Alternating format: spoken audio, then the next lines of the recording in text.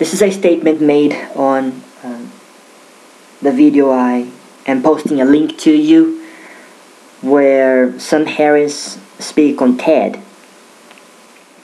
Alright, quote: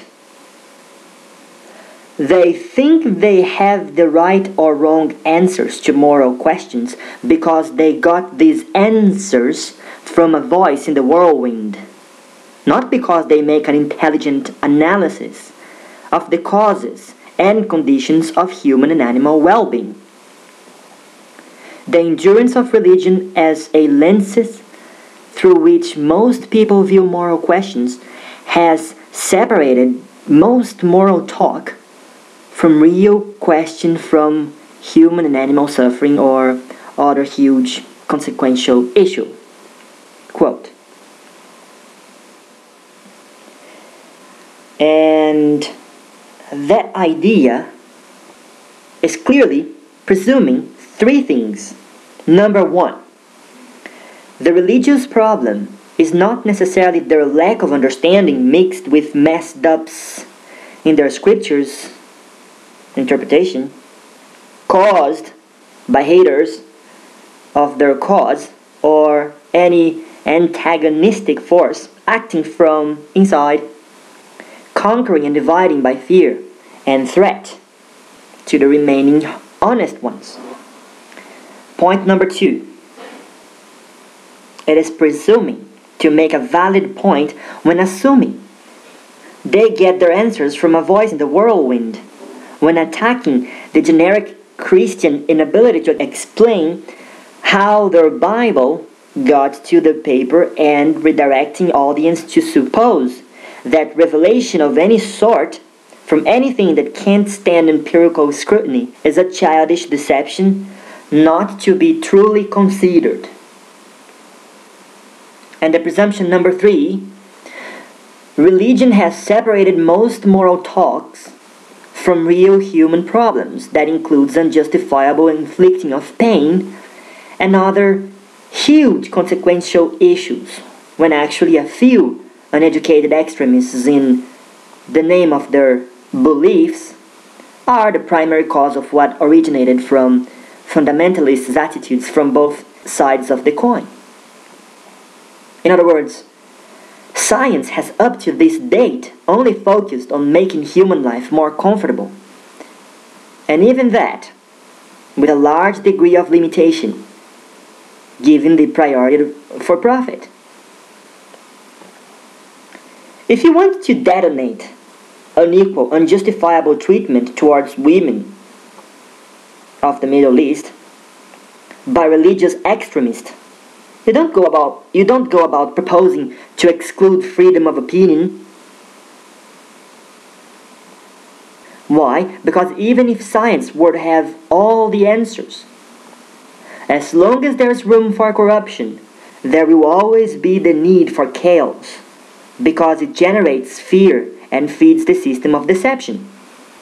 If you really want to make the difference, you would think of science to provide appropriate environment where people have their basic needs satisfied so they can be educated to think, and from there be able to make informed decisions about right and wrong.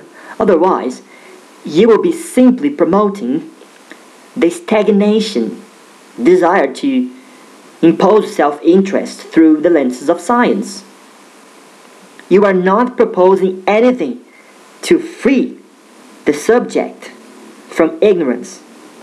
You are just having them to change creed, from believing in God to believing in science.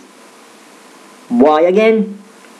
Because caring about their education would be the same as creating more thinkers to question the entire system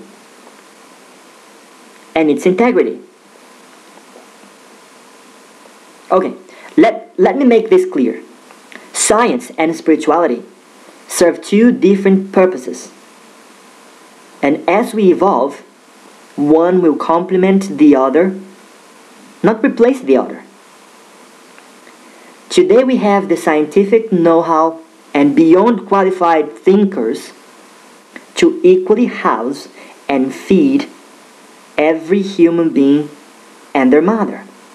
So please, Mr. Harris, try not to indoctrinate people that you achieve advancement in human flourishing and morality.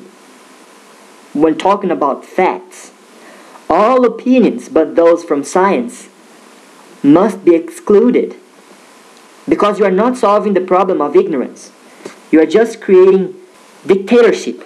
And the last thing our race needs is a bunch of corrupt leaders saying what is right or wrong because they are the only ones who can tell facts, because the rest of us have no expertise to decide for ourselves. Or at least together, if our real motivation is to freely express our creativity, to claim all Earth's resources as a heritage to its people, if we are truly aiming for equality and peace, we must let go of the existing prejudice and self-interest found in science and religion equally. Because of the existing room for corruption, science doesn't seem to be interested to solve or have sponsors to, whereas for other disingenuous, selfish ideas there are plenty. With personal experience and observations, I have realized that if we solve internal problems first, by the time we are resolved, others will most likely be in stages we can appreciate as a country or as a dogmatic party. And from there, suppose we can teach something of value, because then what we will be being will speak louder than our words. If we are really serious about finding solutions to society's present real problems, our eyes should be focused on the solution, not on the problem.